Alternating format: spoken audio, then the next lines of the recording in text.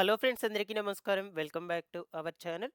రాష్ట్రంలో కొత్త పెన్షన్లకు దరఖాస్తులు చేసుకోవడానికి ఎదురు చూస్తున్నటువంటి వాళ్ళందరికీ ఏపీ ప్రభుత్వము గుడ్ న్యూస్ అయితే చెప్పబోతుంది.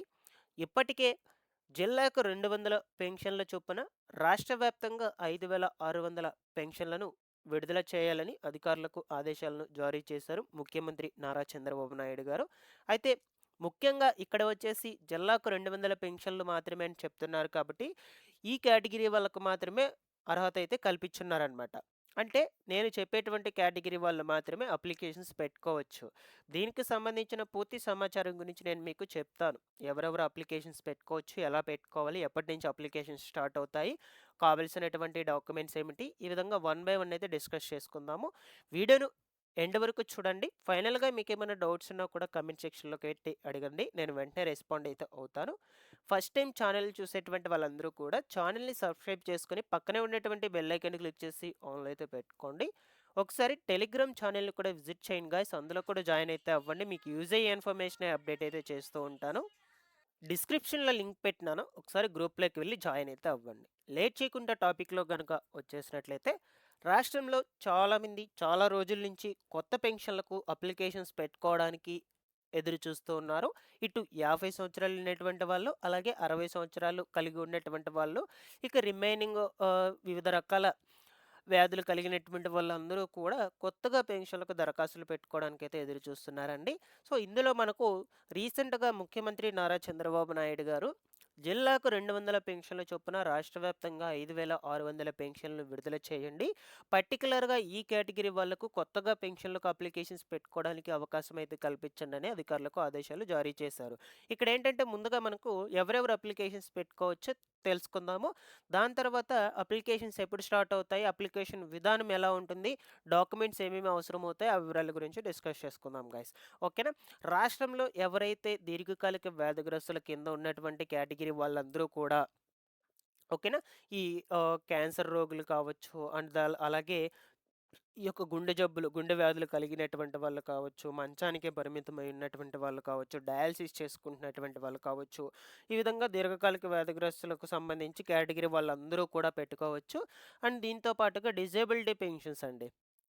ఈ వికలాంగ పెన్షన్‌లకు సంబంధించి కూడా అప్లికేషన్స్ పెట్టుకోవచ్చు ఎవరైనా వికలాంగులు ఉన్నట్లయితే. సో, ఈ కేటగిరీ వాళ్ళందరూ కూడా పెట్టుకోవచ్చు.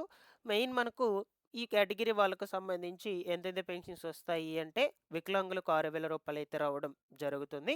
అలాగే దీర్ఘకాలిక వ్యాధిగ్రస్తుల పెన్షన్‌లకొచ్చేసి రూ. 10,000 నుంచి రూ. 15,000 వాళ్ళకు పర్సెంటేజ్‌ని బట్టి వాళ్ళ సదరం సర్టిఫికేట్‌లో పర్సెంటేజ్ మెడికల్ సర్టిఫికేట్‌లో ఉండేటువంటి దాన్ని బట్టి అయితే పెన్షన్ రకాలనైతే డిసైడ్ చేసి పెన్షన్ డబ్బులైతే ఇస్తారనమాట. సో, ఇప్పుడు నేనేవైతే కేటగిరీస్ చెప్పానో వాళ్ళు మాత్రమే ఇప్పుడు అప్లికేషన్స్ అనేటువంటివి పెట్టుకునే ఛాన్సెస్ అయితే ఉండొచ్చు.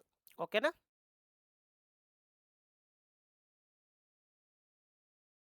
సో, ఇప్పుడు మీరనుకోవచ్చు, ఈ కేటగిరీ వాళ్ళకు మాత్రమే అవకాశం ఇస్తున్నారా? ఇక రిమైనింగ్ వాళ్ళ పరిస్థితి ఏంటి అనైతే మీకొక డౌట్ రావచ్చనమాట. సో, అందరికీ కూడా అవకాశం అయితే కల్పిస్తారండి. ప్రస్తుతానికి మాత్రము ఇప్పుడు నేనేవైతే కేటగరీస్ చెప్పానో, ఈ డిసీజెస్ కలిగి ఉన్నటువంటి వాళ్ళకి మాత్రమే అప్లికేషన్స్‌కు అవకాశం అయితే కల్పించబోతున్నారు. రిమైనింగ్ వాళ్ళకి కూడా ముందు ముందు రోజుల్లో అవకాశం అయితే ఇస్తారు. 50 సంవత్సరాల కొత్త పెన్షన్‌లకు సంబంధించి, అండ్ ఈ వృద్ధాప్య పెన్షన్‌లకు సంబంధించి, విడో పెన్షన్స్ కోసం కూడా చాలామంది ఎదురు చూస్తున్నారు మహిళలు. అలాగే ఈ యొక్క ఒంటరి మహిళలకు సంబంధించి అందరికీ కూడా అవకాశాలైతే కల్పిస్తారండి. వెయిట్ చేయండి. నేను అప్డేట్ వచ్చిన వెంటనే ఎప్పటికప్పుడు మన ఛానల్ నుంచి అయితే తెలియచేస్తూ ఉంటాను పెన్షన్‌లకు సంబంధించిన ఇన్ఫర్మేషన్ గురించి. ఇకపోతే అప్లికేషన్ విధానం అనేది ఎలా ఉండే అవకాశం అయితే ఉండొచ్చు అంటే, ఇక్కడ స్క్రీన్ మీద చూస్తున్నారు కదా! ఇది అప్లికేషన్ ఫార్మ్ అనమాట. యాజ్ ఇట్ ఈస్‌గా ఇదని చెప్పడం లేదు. మాక్సిమం ఈ ప్రాసెస్‌లోనే ఉంటుంది. డీటెయిల్స్ మొత్తం కూడా ఇలాగే ఫిల్ చేసుకోవాల్సయితే ఉంటుంది మాక్సిమం. ఓకేనా? ఇక్కడ ఫస్టొచ్చేసి దరఖాస్తుదారుని యొక్క ప్రాథమిక వివరాల్లో అతని యొక్క ఆధార్ నంబరు ఎవరైతే దరఖాస్తుదారుడు ఉంటాడో, అప్లికేషన్స్ పెట్టుకోవాలనుకుంటున్నాడో అతని యొక్క ఆధార్ నంబరు.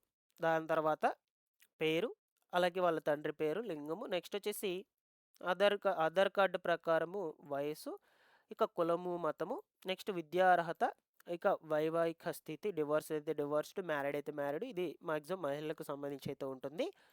దాని తర్వాత మొబైల్ నంబరు, పర్మనెంట్ అడ్రెస్సు, ప్రస్తుత అడ్రెస్ రెండైతే ఉన్నాయండి ఇక్కడ. సో, ఇవి 2 మీకు సేమ్ అడ్రస్ లేనట్లయితే రెండిట్లో సేమ్ పెట్టుకోండి. ఇక్కడ పెన్షన్ రకము, పెన్షన్ రకాన్ని ఇక్కడ పెట్టుకోవాలి. వికలాంగ పెన్షన్ అయినట్లయితే సదరం సర్టిఫికేట్ ఐడి, మెడికల్ పెన్షన్ ఈ దీర్ఘకాలిక వ్యాధిగ్రస్తులైనట్లయితే మెడికల్ సర్టిఫికేట్‌కి సంబంధించిన ఐడి అవన్నీ కూడా ఇక్కడ మెన్షన్ చేసుకోవాలి. క్యాష్ ఇన్‌కమ్ సర్టిఫికేట్ నంబర్సు, ఇక ఫైనల్‌గా వచ్చేసి యాడ్ చేయవలసిన డాక్యుమెంట్స్ అండి. ఈ డాక్యుమెంట్స్ అన్నీ కూడా కొంచెం జాగ్రత్తగా అబ్జర్వ్ చేసి రెడీ చేసి పెట్టుకోండండి. ఓకేనా? అప్లికేషన్స్ అనేటువంటివి రిలీజ్ చేసిన వెంటనే మీరైతే దరఖాస్తులు పెట్టుకునేసేయొచ్చు. వెయిట్ చేసుకోకుండా ఈ డాక్యుమెంట్స్ కోసం. ఎందుకంటే ఇక్కడ జిల్లాకు మనకు కేవలము 200 పెన్షన్లకు మాత్రమే అవకాశం అయితే కల్పిస్తున్నారు కాబట్టి, సో మీరు ఎంత త్వరగా వీలైతే అంత త్వరగా డాక్యుమెంట్స్ రెడీ చేసి పెట్టుకున్నట్లయితే అప్లికేషన్స్ వెంటనే పెట్టుకోవచ్చనమాట. సో చాలా అంటే చాలా తక్కువ మందికి అవకాశాలు కల్పిస్తున్నారు అందువల్ల. ఓకేనా? Aadhaar xerox, Aadhaar update history xerox, cash income certificate జెరాక్స్‌లు, రైస్ కార్డ్ జెరాక్సు, గడిచిన 6 నెలల క్రితం కరెంటు బిల్లుల జెరాక్స్‌లు ఉండాలి. పెన్షన్ రకాన్ని బట్టి సంబంధిత పత్రము. ఇక్కడ మనకు మెయిన్‌గా వికలాంగ పెన్షన్లకు, అలాగే మెడికల్ పెన్షన్లకు అంటే దీర్ఘకాలిక వ్యాధిగ్రస్తులకు సంబంధించి అవకాశం కల్పిస్తున్నారు కాబట్టి, వికలాంగులకు మాత్రము సదరం సర్టిఫికేట్ ఉండాలి. సదరం సర్టిఫికేట్ ఖచ్చితంగా ఉంటే ఆ దాంట్లో పర్సెంటేజ్‌ని బట్టి ఏ పెన్షన్ రావాలని డిసైడ్ చేస్తారు. దీర్ఘకాలిక వ్యాధిగ్రస్తులు, క్యాన్సర్ రోగులకు మెడికల్ సర్టిఫికేట్ ఉండాలి. ఈ మెడికల్ సర్టిఫికేట్ వచ్చేసి గవర్నమెంట్ హాస్పిటల్స్‌లో మీ రిపోర్ట్స్ అన్నీ తీసుకువెళ్ళి అక్కడ అప్లికేషన్ ఫార్మ్ ఫిల్ చేసి ఇచ్చినట్లయితే వాళ్ళు మీకు ఈ విధంగా ఉండేటువంటి మెడికల్ సర్టిఫికేట్ ఇస్తారండి. ఇక్కడ చూడొచ్చు మెడికల్ సర్టిఫికేట్ అనేది ఇలా ఉంటుందన్నమాట. ఓకేనా? సో, ఇలాంటి మెడికల్ సర్టిఫికేట్ అనేది ఇవ్వటం జరుగుతుంది. సదరం సర్టిఫికేటు నార్మల్‌గా మీకు స్లాట్స్ రిలీజ్ చేసినప్పుడు సదరం సర్టిఫికేట్ అనేది ఇలా ఉండడం జరుగుతుంది. ఆ సదరం సర్టిఫికేట్‌లో ఎంత పర్సెంటేజ్ అయితే ఉంటుందో ఆ పర్సెంటేజ్‌ని బేస్ చేసుకొని ఇవ్వటం జరుగుతుంది పెన్షన్ అనేది. సో, ఇలా ఈ డాక్యుమెంట్స్ అన్నిటిని కూడా రెడీ చేసి పెట్టుకోండండి.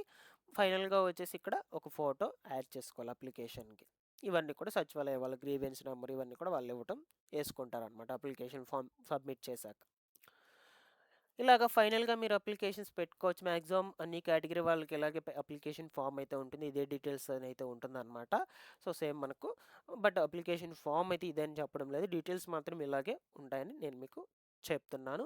డాక్యుమెంట్స్ అన్నీ రెడీ చేసి పెట్టుకోండి. అప్లికేషన్స్ వచ్చేసి ఎప్పుడు స్టార్ట్ అవుతాయి అంటే మనకు మాక్సిమము ప్రొసీడింగ్స్ వచ్చిన వెంటనే స్టార్ట్ చేసేస్తారండి లేట్ చేయకుండా.